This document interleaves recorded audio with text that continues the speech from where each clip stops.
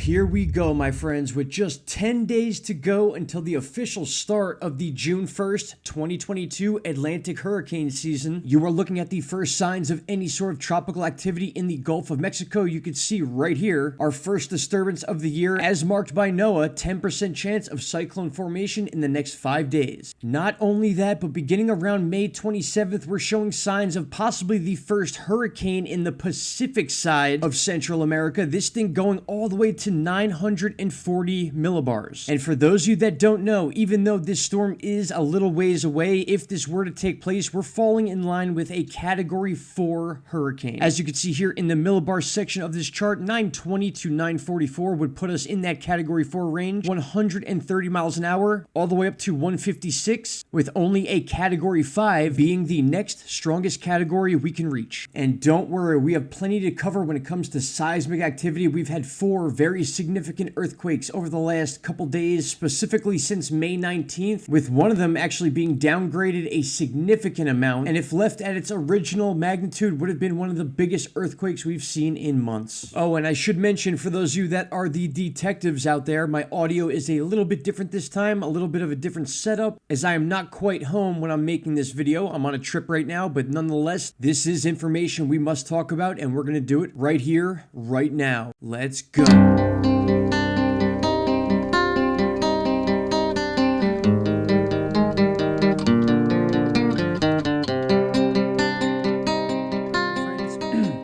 Alright, my friends, welcome back. It is May 22nd, 2022, and we are officially looking at the first set of spaghetti plots for the 2022 Atlantic hurricane season, officially named Invest 90L. Even over here on our 2-day graphical chart, we are showing a 10% chance of cyclone formation in the next 48 hours. Now, the reason I'm showing you the 2-day and the 5-day is because the potential for this tropical storm to form could actually happen sooner than later. That is why we have these separate 2-day charts as opposed to the 5-day charts, as you can see right here. This one stating that the 10% chance of formation could happen in 5 days, and the 2-day chart showing a disturbance possibly taking place over the next 48 hours. Now, of course, you're going to see a lot of different weather channels posting about this exact situation because you got to understand it's the first invest we've had since the end of last season. So not only is it a kind of dramatic time, but also an exciting time for storm chasers and storm watchers to finally get a chance to see the possibility of our first cyclone. Now, a few details I want to go over before we move on to the earthquakes is that when we do finally get to the tropical tidbits charts, we can see it is May 21st here on the date. We have this long strip right here is exactly what they are looking at to be that possible invest. Now, you don't see much happen as far as formation goes as we move into the 23rd and then also the 24th. Now, some of you may be asking, so why would they show it on the 48-hour chart? That's because it's still possible. Just because we don't see it on the actual tropical tidbits chart as a storm does not mean that it will not happen. It means that they're expecting it to take place, and is also why it's on the 5-day outlook. So it could take between 48 hours and 5 days to actually form and get into the Gulf if it forms at all. But nonetheless, NOAA is calling for the first spaghetti plots and invest called 90L. So no matter what happens, we have to be watching the Gulf very closely over the next 3 to 5 days for the possibility of this wave moving itself into the Gulf of Mexico. You're looking at it right there. It doesn't show much, but this is exactly what they're talking about. If I go click by click, you can kind of see it moving itself up towards the panhandle of Florida, Mississippi, Alabama. As we move into the 24th, not much to look at yet, but I can almost guarantee over the next couple days, tropical tidbits will adjust their charts and we will see some sort of tropical moisture that could in turn become a cyclone. So we need to be careful with how we're wording this right now and how we're talking about it, but it's the simple fact that we do have the official spaghetti plots and different possible movements once it does make itself into the southeast of the United States and then trailing off through the Carolinas into the Atlantic Ocean. And that is something we will keep a very, very close eye on. But what's even more interesting is as we get through the 24th, the 25th, 26th, and even the 27th, we begin to see the formation of a hurricane that could become something pretty significant. I know we are now looking at May 30th, which is 8 days away. We don't want to make any predictions, anything outside of 5 days, but the fact that they're showing the Pacific side of Central America America with a hurricane of this strength is very significant. As we said in the beginning, 940 millibars is a Category 4 hurricane. And if we were to play out this set of data here, we can see that thing crashing right into Mexico and then almost disappearing within a 6-hour period. So once again, we want to be very careful with the wording we're using and how we're presenting this information. We got to realize there's a lot of room for error and a lot of change could take place between now and June 1st. I just find it interesting that they're showing the landfall of a major hurricane on the exact beginning date of the Atlantic hurricane season. You can see here June 1st, 2022, and you can see the hurricane way down here, which if true would be hitting Mexico on that exact date. Another version of the GFS shows this forming around the 27th, the 28th, and here is the 29th before we start seeing some real significant rotation with this storm. And once again, as we move into that June 1st date, we have landfall as possibly a slightly weaker storm than the set of data given to us prior. So as I said, without getting into too much detail about any specifics with this storm, we're going to let some time go by before we start forecasting where this thing may go, how strong it's going to be, so on and so forth. Now moving along to these earthquakes, we got to talk about a few of these because these all happened between the 19th and basically today. We had a 6.0 up near Japan, a 6.1 which was also downgraded near the Philippines on the 21st. Now moving towards Fiji, Tonga, and the northern areas of New Zealand, we had a 6.3 take place on the 22nd at 589 kilometers. That is over 300 miles deep into the Earth's crust. Now, a rule of thumb that we have learned from a lot of different researchers out there, especially Dutch Sense, is that when we see these deep, strong earthquakes, you can usually expect shallow, stronger earthquakes within that same area. Now, one of the bigger stories that we did talk about in a previous video was a little south of New Zealand, but it was a 7.3 as its original post, and that was the USGS that labeled this a 7.3 and then later recategorized it as a 6.9. And notice the depth here, 10 kilometers. That means that this seismic event was super shallow and probably even more shallow than 10 kilometers. We're talking just a few miles under the surface floor of the ocean. As we move over to volcano discovery, you can see on your chart that the USGS did in fact post this as a 7.3. Out of all the seismic sensors that picked up this earthquake, the one that picked up the highest grade earthquake here was the 7.3 by the USGS. So I find that interesting. It's usually the other way around, but nonetheless, we have the data right here in front of us. And once again, if we check out the data here on volcano discovery, 9 hours ago was the 6.0 near Japan. 1 day and 3 hours ago was the 6.1 near the Philippines. And now we're looking near the Fiji Islands. 17 hours ago, a 6.3. And then just over 3 days ago, the 7.3